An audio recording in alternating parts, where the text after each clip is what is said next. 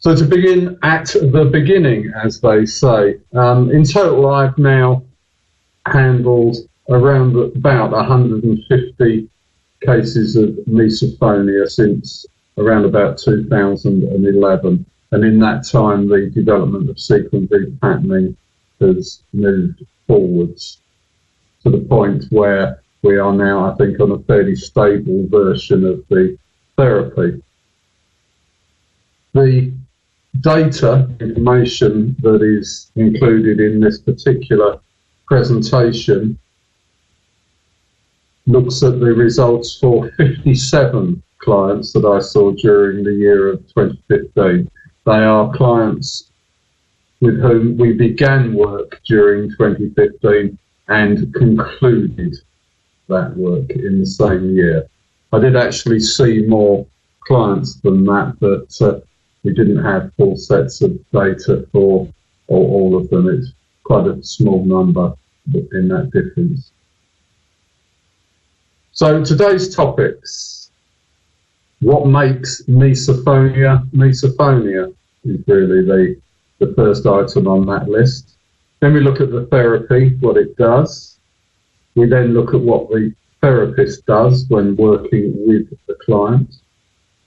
We review how good it is, and then we have a quick skim through some of the comments that have been made. What do our clients think about it? And then there'll be some time for some questions and answers at the end. So, misophonia, what is it? We start with the name. The misophonia, quite obviously, is one of those words that's made up from two separate parts, and each of those comes from a Greek origin, miso meaning hatred or hatred of, and phonia meaning sound. So the word itself means hatred of sound. Now, I'm going to say something, I guess, which is a little bit radical here, that actually neither of those is applicable to the condition that we're talking about. Although it is a highly inaccurate name, though, I think that it is better to have an inaccurate name than have no name at all, because before the name misophonia was coined, nobody really knew what we were talking about. Misophonia consists of three key elements, and you'll see on the left of this slide that the initiating event, what is usually referred to as a trigger, is not always auditory. Although the vast majority of those with misophonia will have auditory triggers, not all do. And those even that have auditory triggers don't necessarily only have those. Many have visual, many of them have kinesthetic, and there are also those that are olfactory and also involve some kind of taste. So we have all five of the senses as inputs to this process. We know that sensation creates some kind of physical reflex. Now, this is very clear in many individuals, and in others it's not quite so clear, but it is obvious. And for others it's a little more difficult to discover. But as Tom has coined a description of this as being a condition of aversive reflex disorder, this reflex is really quite key to the process. It's also generally considered that the feelings that we have at the end of this process are some kind of rage or anger. But the emotions can be very varied again, and what we can say with absolute certainty is that there is some kind of emotional response to this. And that response might be guilt, it might be anger, it might be sadness, any of the emotions. Those three elements are part of a system of 5 overall components. And the 2 additional elements are these links. There's obviously a link between the awareness of the sensory information, and there is a link between the physical reflex and the emotional response. And those links are quite obviously neurological links. They're links within the brain. Now, what we endeavour to do with sequent repatterning is to, first of all, separate each of these 5 components, and then to redirect their links. So if we just move on to the next slide, we see here that what we endeavour to do at the sensation end of things is to link that through to some fairly unimpressive but rather ordinary kind of feeling that we may have, the kind of feeling that we'd have with any sound that we might hear, any sight that we might feel, any sight that we might see, or any feeling we might feel. Something which is rational, manageable and comfortable.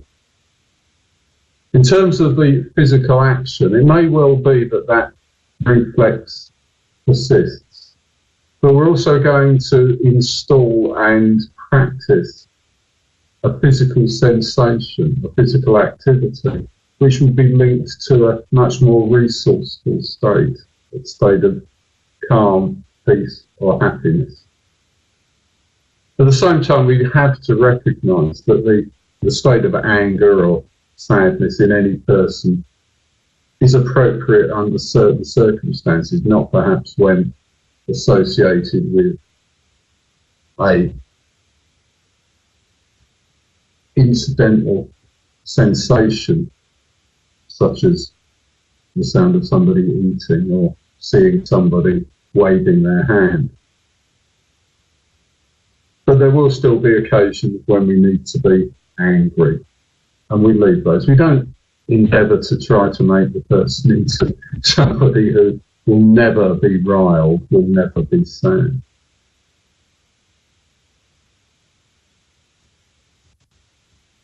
So what we end up with at the end of the therapeutic process is a response to a sensation which is unremarkable, the kind of response that we would expect perhaps anybody to feel. We have a practiced anchor, a voluntary physical action that is associated with a desirable and happy, or at least contented emotional state. Now that really is a very quick skim through the outcomes of the process. But I hope that what it does is set the scene for what we're going to come to over the next few minutes.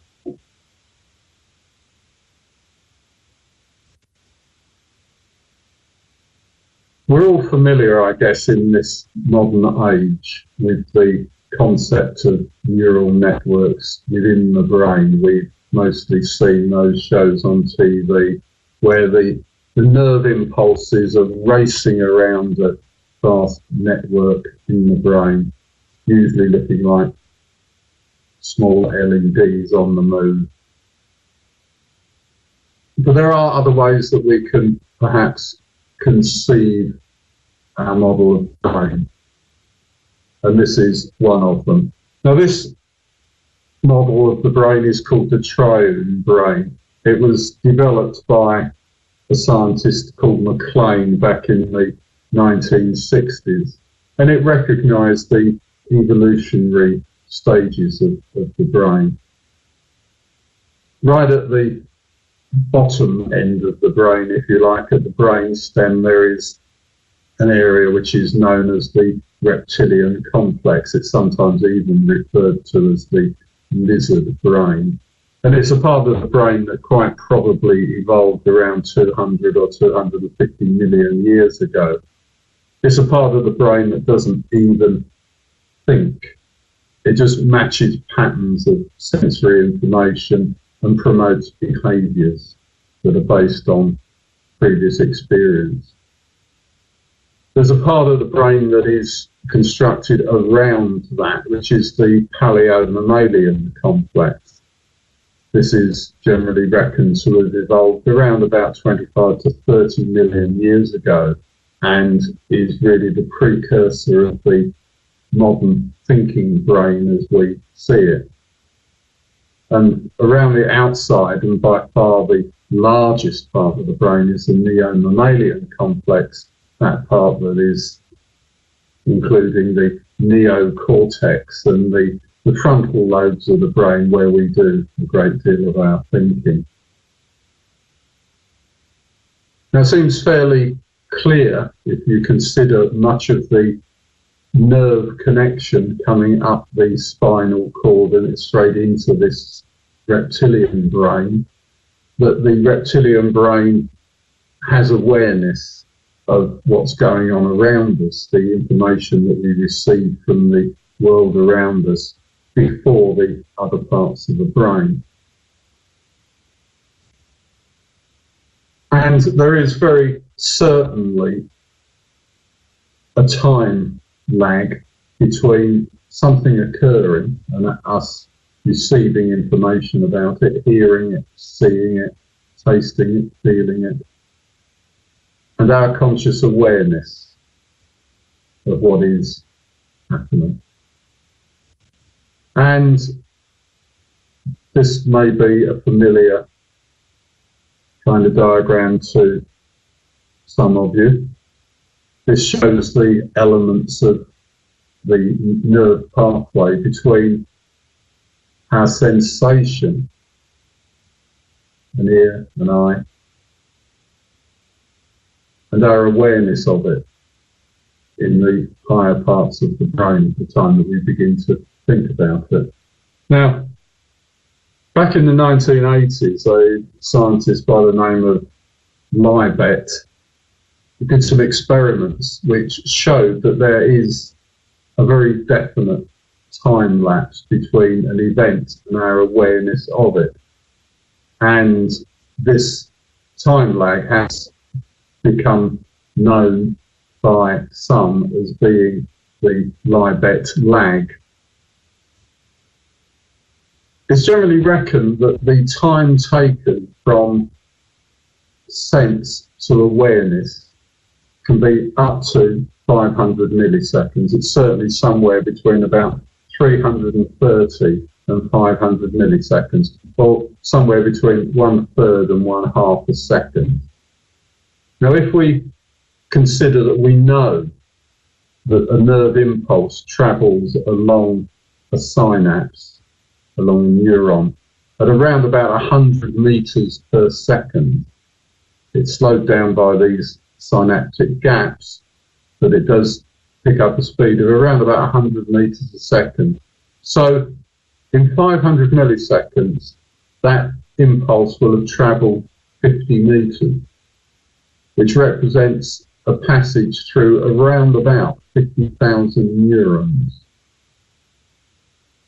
So the time it spends in that reptilian brain, it's travelling through a colossal number of different connections between neurons, and it's being matched with patterns of sensations from every moment of our life. And as soon as a match is found, then that behaviour is set in motion. But what that means for everyone, and for those in this instance with misophonia in particular, is that by the time we become aware of what's happening, not only is it already nearly half a second old, but our behaviour is already predetermined. So telling somebody with misophonia to ignore it or to forget about it, to think about it in a different way, is in fact quite unreasonable, because their reptilian complex has already categorized it and determined the course of action that they're going to have, which includes their emotions, before they're even aware of it.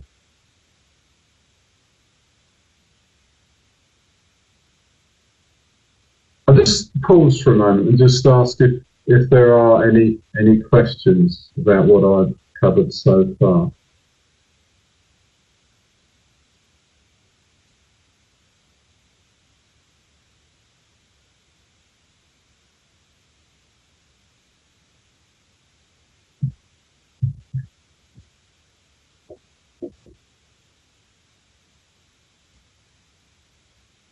Right.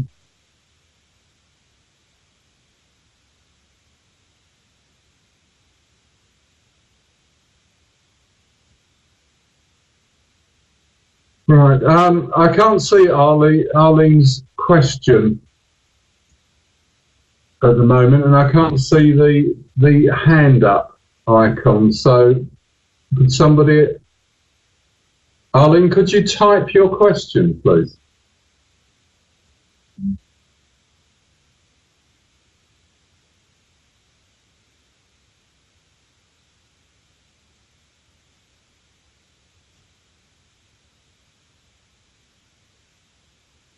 Well, yes, Raymond, I think you're absolutely right there. We are governed by our unconscious, and that these things are so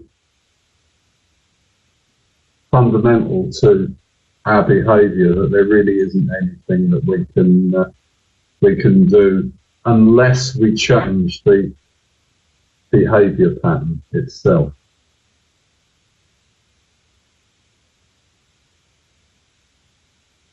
Okay, well, Lisa is just typing. I'll just wait to see what Lisa has to say, and then we'll move on, maybe.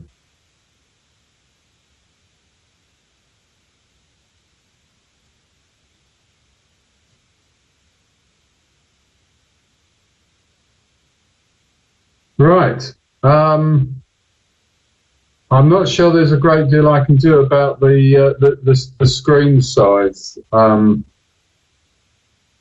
Lisa, I'm not sure whether it will look any better on the recording, but I certainly can't do anything about the screen size from where I am.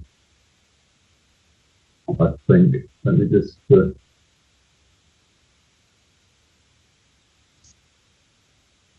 it doesn't seem to make any difference. No. Right. I will continue. I'd say there are one or two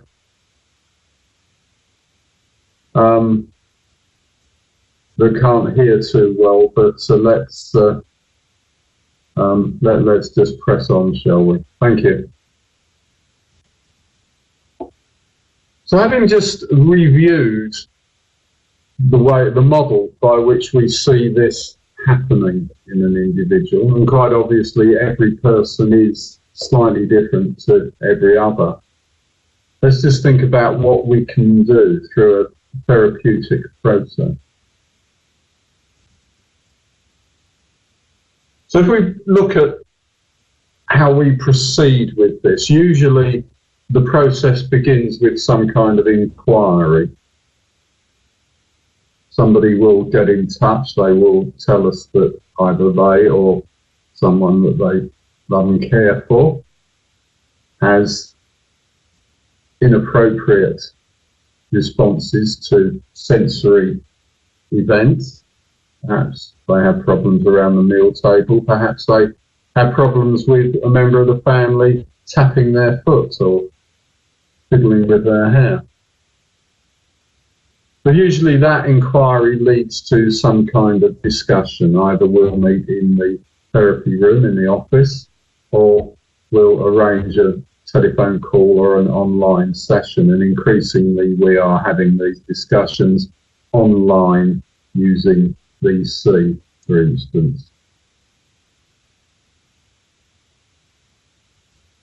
I see there are a couple of raised hands, Tom. Are you able to field those for me? Once we've had the discussion, we usually then move on to an intake process. Now, the intake process really takes two parts. Initially, we will run through a process of diagnosis, if you like. There are conditions that do seem very similar in many ways to misophonia, and we need really to ensure that we are talking about somebody who has misophonia. That's not to say we can't help those with other similar conditions, but we certainly need to ensure that we're taking the correct approach. During that intake process, we'll also gather a great deal of information about the individual. And part of that information gathering is to get them to complete a document called A-MISO-S, or the Amsterdam Misophonia Scale, which is one of the probably two recognised documents for the estimation of the severity of misophonia, and also MAQ2, which is the Misophonia Assessment Questionnaire, which again allows us to categorise the severity of that person's misophonia. It also allows us to monitor their progress during therapy, which is quite useful. So having baseline information at this stage is very important. From there, we will determine an approach. Now, there are some criteria which are fairly fixed. And at the moment, we consider really the age of 10 to be around about the minimum age that sequent repatterning is appropriate. And this is largely because there are certain aspects of the therapeutic process and also of the background to the condition that really do need to be properly understood. There's also a question that with children under the age of 10, very often we need to work with much shorter sessions, and they do tend to then add up in terms of the number of sessions required and therefore the number of weeks that elapse between beginning and ending the therapy. So we have a slightly different approach for younger children. There are some other aspects which we'll talk about a little later. But once we've determined the approach that we're going to take, we then usually schedule the therapy. Now the therapy itself, and there should actually be a line which I'm going to attempt to draw in here. Although it's a rather horrible bright yellow colour. There we are. Let's join that up. We usually schedule sequent repatterning over 8 sessions. Now, occasionally it's 1 or 2 sessions less than that. Many times it's a few more than that. But 8 sessions is our target. And that process begins with a foundation. This is about laying the foundations for the process that follows. It also gives the client an opportunity to determine whether or not this process is right for them. And that's often quite important, that we know that the individual is comfortable with the techniques that we're going to use. Once we've established the foundation and the client is then, to all intents and purposes, committed to the process, we then move on to what is usually referred to as emotional healing. We begin to look at the emotions that were present when the condition began. Now, this isn't about regression, it's not about hypnoanalysis, it's purely about noticing how those emotions were at the time, what was happening in the person's life, how it felt. And from there, having very often released the pressure of those emotions, we move on to a sequence which is usually referred to as parts therapy. Now, many of us recognise the parts of us without us even really needing to think about the psychology of it. Very often we'll say, well, one part of me wants to go to the movies, another part knows I need to stay at home and do housework. One part of me wants to go and play a game. Another part knows that I have something more serious to attend to. And we usually find in life that when those parts of us,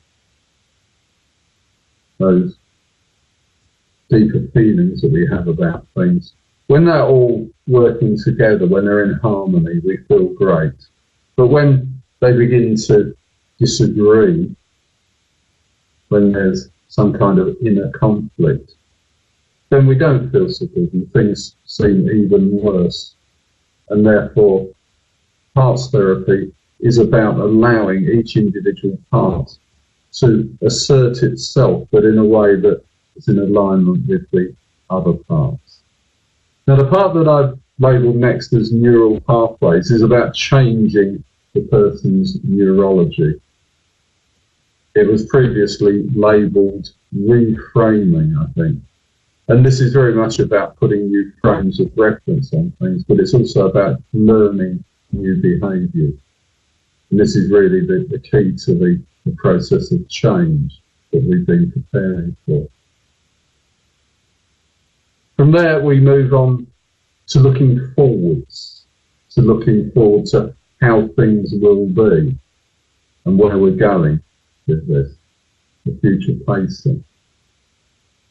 And at that stage, we're around about up to session 8, and we're ready to begin to think about where we go next. Now, as we move through this process of sessions, there is always the opportunity to do some work in between the sessions. Some people think of this as self-guided activities. Some see it more of a chore, as homework. I like to refer to it as intersessional activity. But this is where we begin to create and to practice anchors, those anchors that I've mentioned earlier, where we have a deliberate physical activity which is linked to a positive resourceful state. We also associate this parts therapy with perhaps producing a parts map. We have activities that are designed to help us in the moment. When there's a trigger moment, the stop the clock is one of those. It's a way to very quickly bring the feelings of an unpleasant experience under control. And there are also more formal relaxation techniques like autogenic, progressive muscle relaxation and differential muscle relaxation. And these can be performed between each of these sessions, but very often they will continue after the sessions are completed as self-maintenance exercises. And we have discovered that those who do continue with these activities after the therapy is completed maintain their progress, maintain their improvement far better than those who do not. So we look at where we go from there. Now, in a few moments, we're just going to look at some of the outcomes, and those outcomes are those that are measured at this stage at the end of those 8 sessions. But if we just look at where we might go next, we've gone through the inquiry and the intake, we've done a diagnosis and the assessment. We may have done some behavioural work, perhaps if it's a child under the age of 10. If there's no emotional content, we may have even referred on for more behavioural based therapy in terms of dealing with the physical response. And of course there is that opportunity that it may not be misophonia at all. But if we've moved into the Sequent Repatterning program, we've been through the foundation and the therapy program, the review and the self-maintenance. Sometimes when there's been perhaps a break in the middle of the therapy, a holiday, an illness or whatever, it may be that at this stage of the review we decide to loop back and to run back through the program again. That's infrequent, but it is an option. If we just tidy that up into this area now and just look at ways that we come out of the review, we may choose some other kind of therapy entirely. And I'll just leave it at that. It's just another approach perhaps that we might find. We might choose to go for something like relaxation and meditation. And usually that will be to build upon what we've done in this therapy program. We may choose to go to physical reflex therapy.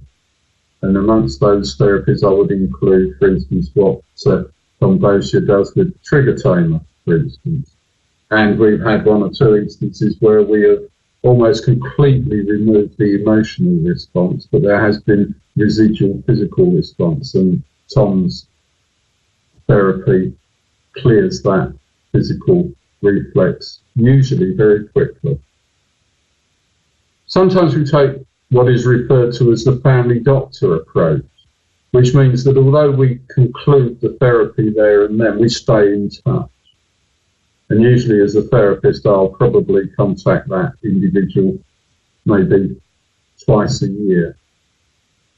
But if they have any kind of crisis at all, or they feel that their progress is being reversed for any reason, perhaps there's some stressful event that's come out of left field in life, and they feel under pressure, then they're always welcome to come back. So it's very much like being their family doctor and just really allowing them to get in touch when they need to. Sometimes there are other issues. These may be issues that were pre-existing before we began therapy. There may be things that have turned up during therapy, or they may be in combination with something else. And often we can deal with those using a slightly different approach, but maintaining our therapeutic relationship. And the final option is really, if you like, Sequent Repatterning Phase 2. But sometimes there's an element of trauma resolution that we need to go into in order to allow some of the other techniques to work. There is certainly a huge power by involving mindfulness in what we do.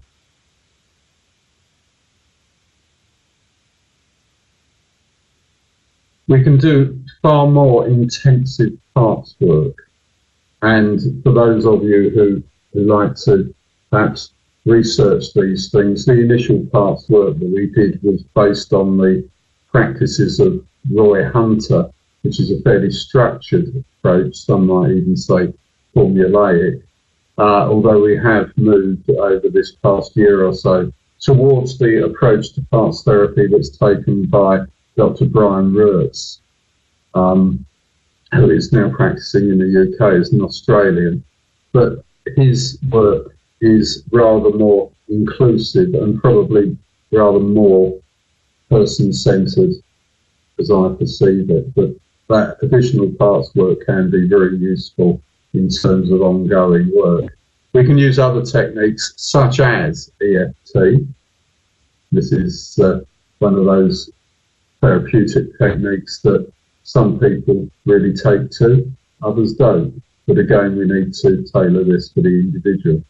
And finally, there are those aspects that are based upon neural pathways, those techniques that are increasingly being known as things like broadband for the brain, for instance, and others, but which are very much in the neuropsychological area.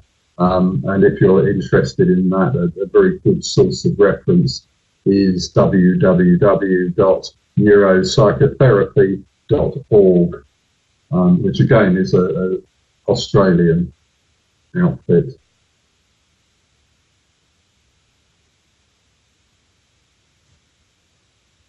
I did mention the aspect of young children, and this is probably the only area of those who are diagnosed with misophonia that we are saying that we are not able to effectively treat.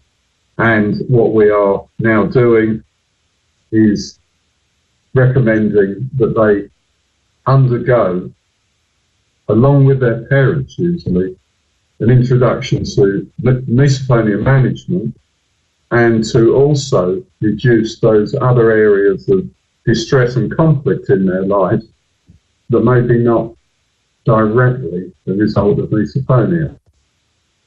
And reducing those conflicts and distresses are about parenting skill, about changing behaviour. Very often having regular consultations allows this process to develop very effectively, and the process is always associated with having set goals and reaching them. Exactly as that's shown here, about attitudes and cooperation, about a reduction in the unwanted interactions, but also, as it says here, an increased emotional self-regulation, which is very useful. And again, that I know that Tom, at the very least, is able to advise upon. And it is very much his area of expertise, and is able to deal with much younger clients than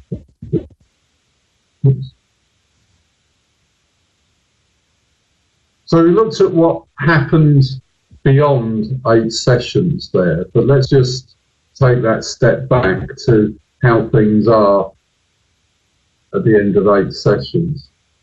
Now, as I said right at the start of this, we're looking here at individuals, 57 in number, who were seen during the year of 2015, which means that we've now been able to canvass them for information 6 months after the end of their treatment. Now, what you'll see here is a scale of MAQ, or Misophonia Assessment Questionnaire, sum scores. And the maximum that can be scored on MAQ is 63. And quite obviously the minimum that can be scored is 0. So it's a scale from 0 to 63.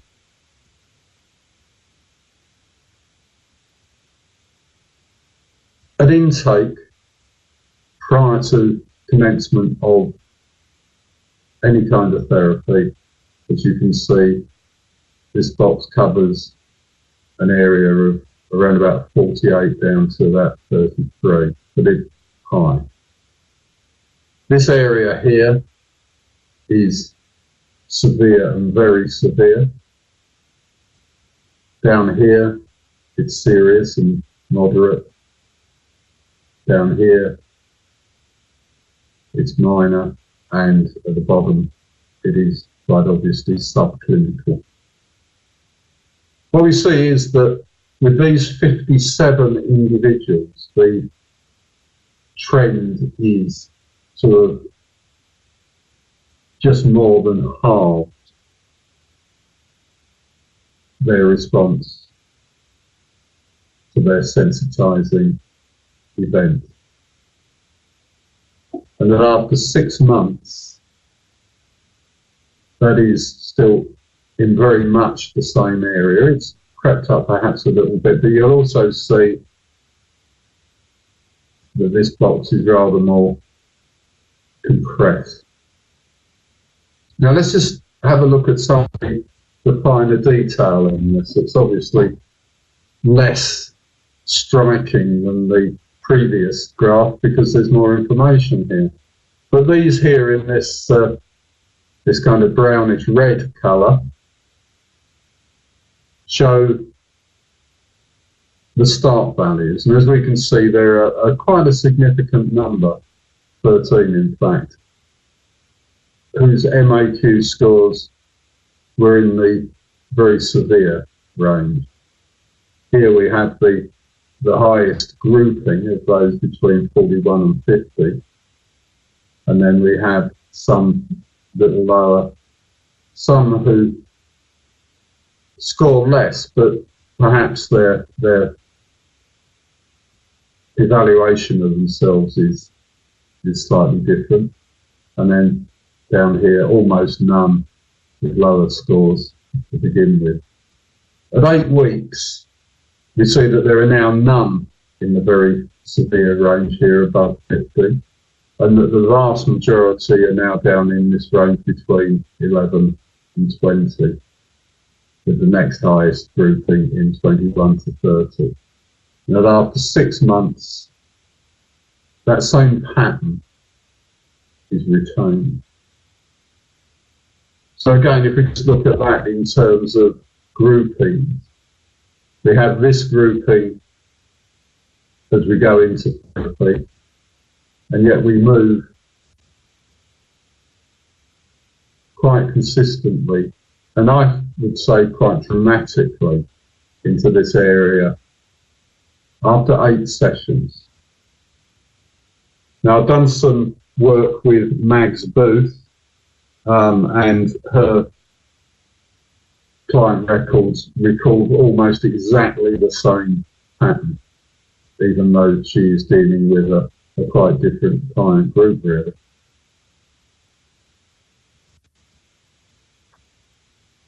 So what's it like? I can tell you that there is intended to be a graphic in this square box showing somebody sitting with a pair of headphones on, looking very relaxed. But at the moment it is just an empty square box, I'm afraid. It's fairly obvious that as a therapist I am committed to the well-being and the confidentiality of every client that comes through my door, and therefore I can't give you perhaps the full story on everyone that might inform you. I can ask individuals if they are prepared to give us information that we can publish, and here I have 1 or 2 anonymous quotes. When we were preparing training material, we were very fortunate to have 2 individuals who allowed us to record all of their therapy, and that included everything that they had to say about themselves and their families and their feelings. But, and it's a big but, that was purely for training other therapists. So what I'm going to recount to you here are genuine quotes from genuine clients who have given their permission, but they are done anonymously. Now, I will say that almost everyone says that the process is very relaxing. We had one man who said, it's like passing a math exam. You feel good, but it's quite tiring. And my memory of math exams probably isn't quite the same as his, because I can't ever remember passing one, but let's gloss over that and move on. One client who was working with us on the training material at one point was quite surprised. He said, I was in the kitchen and my wife said to me, why haven't you run away? And then she told me she'd eaten a carrot and I hadn't even noticed. That's the kind of success I quite like. There was another one, and when I asked him how things had been over the previous week, he told me that he couldn't really say because he hadn't been triggered that week. And I asked him how likely that was, and his response was, point taken. And this is the way we often find things begin to happen, that as that sensitivity is removed, as it begins to fade away, the event seems to be much less significant and therefore a greater benefit. Somebody else said it's a surprise sometimes when I realise just how differently I'm behaving to my family. I can spend time with them, but I don't really think about how. Rather nice. Somebody else once said to me, "Your voice is always so soothing. It's my opportunity to chill." And again, that refers back, I guess, to the fact that most people find it very relaxing. Somebody else who was speaking about their young daughter said she always looks forward to her sessions with you. She's always so happy afterwards, usually tired but happy.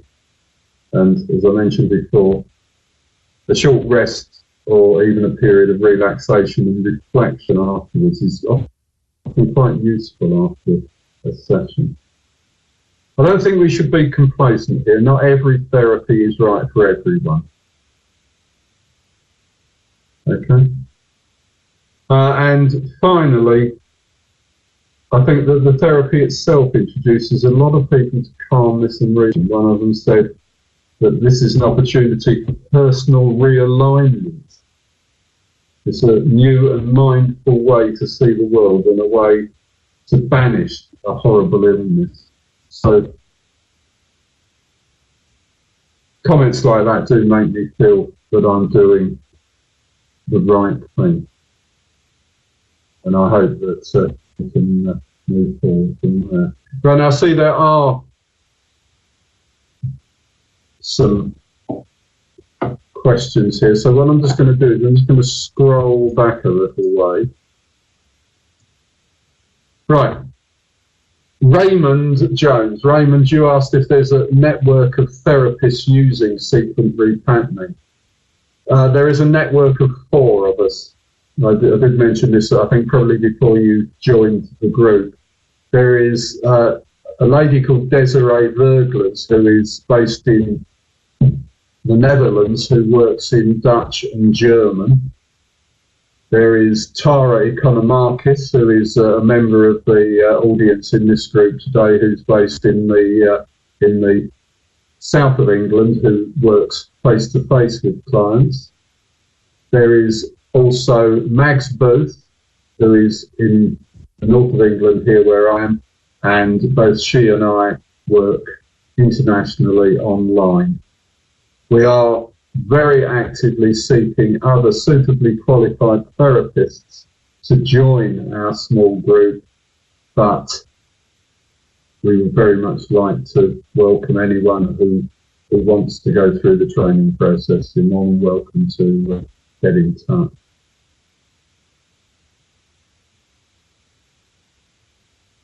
Right, there's a question from Jaylene Jaffe about the number of people. All of those charts reference the 57 individuals that I mentioned.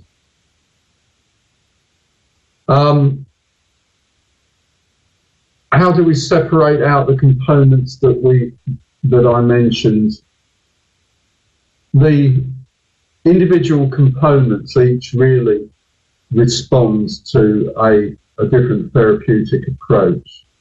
The physical reflex, for instance, aligns very well with the ideas of NLP anchoring in terms of a physical sensation evoking a emotional response. The neurological links are both very similar, but again we need to be looking at the way we approach the neural wiring, if you like, of these things, the outcome that we expect to happen.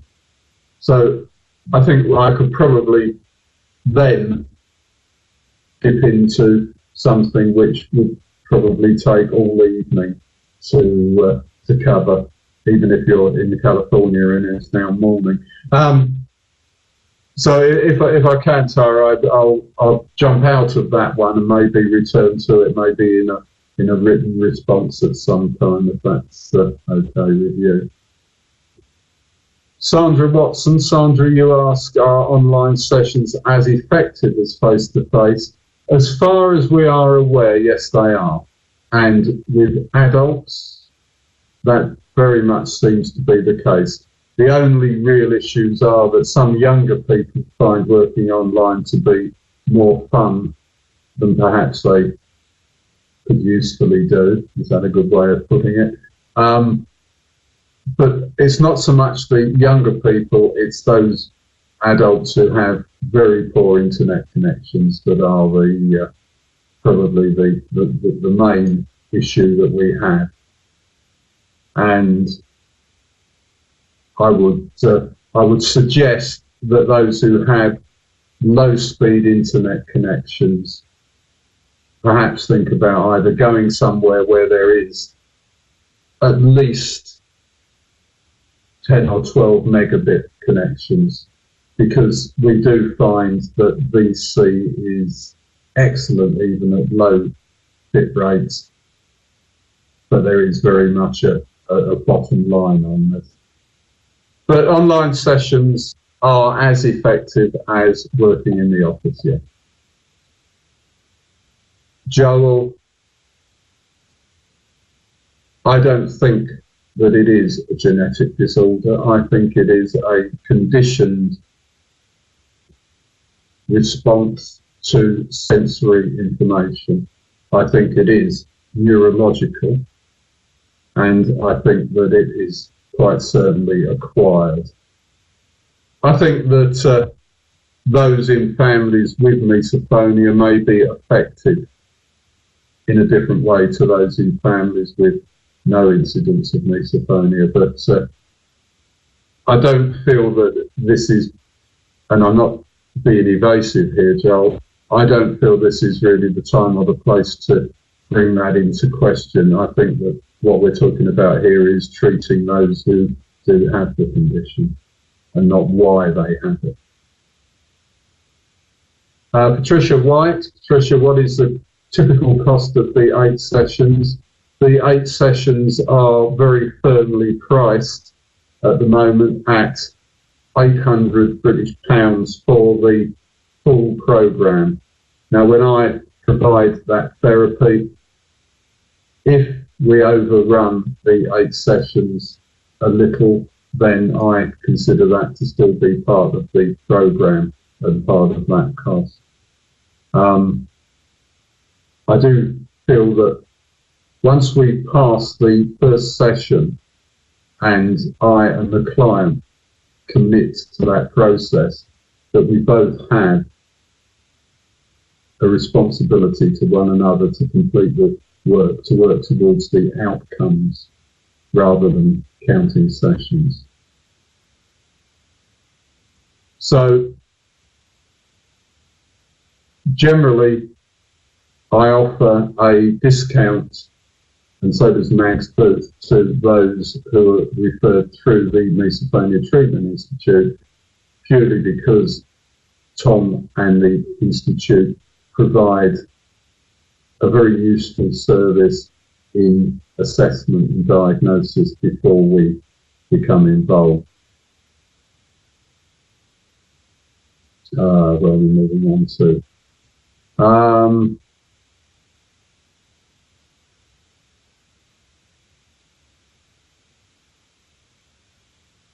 Jennifer, I would say that somebody as young as 8 is probably a little too young.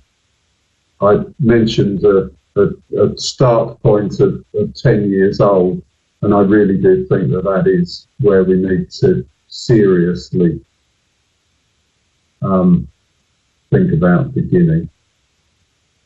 I think that some of the behavioural work that perhaps Tom could offer to you, or advice on that, would be quite useful. But having said that, I'd be more than happy to discuss options with you and perhaps to talk a little bit more about how you might prepare things for sometime in the future.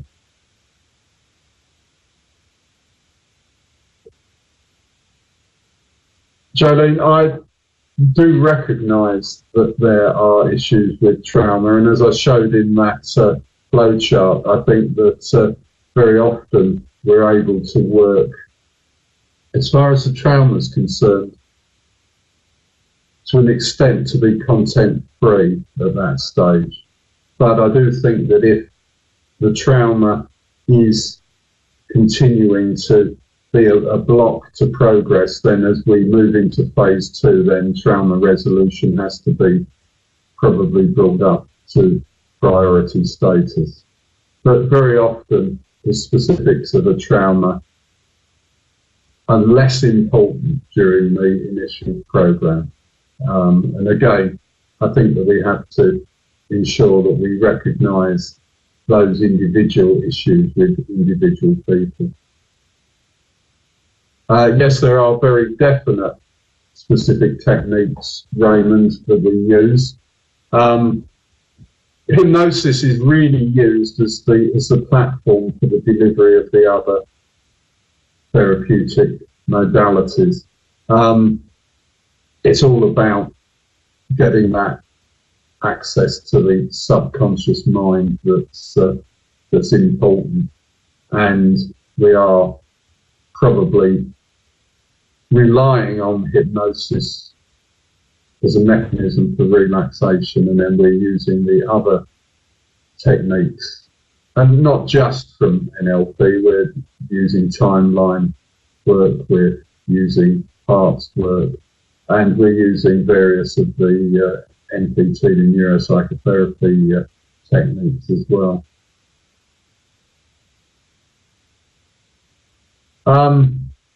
Tanika, yes, it doesn't necessarily surprise me that your biological father and you share this, because you probably have some very similar approaches to life anyway. But if you look at some of the statistics that have been published by Misophonia Treatment Institute, you'll also see that the prevalence of misophonia in the general population is really much higher than I think many people recognise, and those with clinically significant symptoms might even be approaching 18% of the population, which it seems quite astonishing that a fifth of the world's population may well be affected by this. Can you not see my face at all, Tom? I've just come to this one that says, please let us see your face.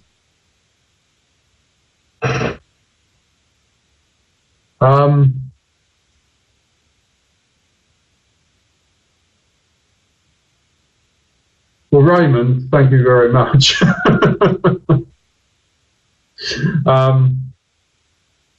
I am, and I think that all of those who've been involved with me in a therapeutic environment know that I am very focused on helping those with misophonia. That's the mission.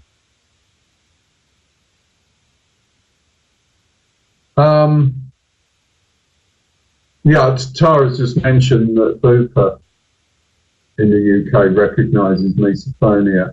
It's also true that a number of the health schemes in the UK also provide a facility for an annual unreferred complementary and natural therapy amount, and that's usually somewhere somewhere between about £500 and £750 in the UK. So that really ensures that those in those health schemes can probably get most or all of the treatment covered within a single year of insurance. But many of the other larger insurance companies in the UK, AXA and so on, I don't think at the moment do accept either unreferred complementary therapy or recognise misophonia as a condition that requires any kind of treatment.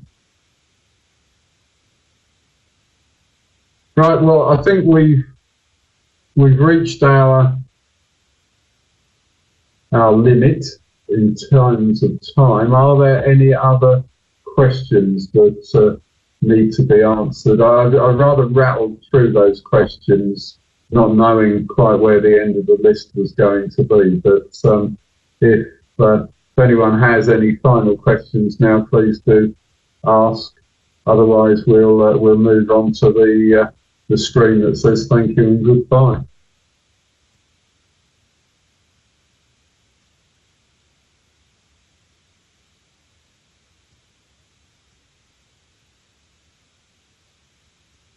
Well, that's absolutely fine, Vicky. It says thank you. It's been a pleasure to be able to do this. So, as we move to the final slide, thank you all very much for attending. Thank you for your interest. I hope that it's been informative. I hope it helps some of you and helps those that you love and care for. If you want to get in touch, you're welcome to email chris@chrispearson.co.uk. For those that want to telephone, the international code is 44 and the number is there on the screen. That's my personal cell phone number, so you know that you'll come direct through to me. If I'm with someone when you call, or it happens to be the middle of the night, then please do leave a voicemail message and I will get back to you as soon as I can. I'm of course always available on VC, and my VC ID is the same as the email there, chris@chrispearson.co.uk. I have a website at chrispearson.co.uk, and there's a minimal site there at sequentrepatterning.com.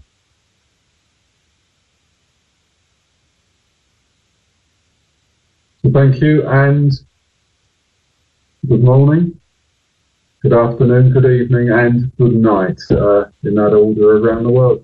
Thanks for coming.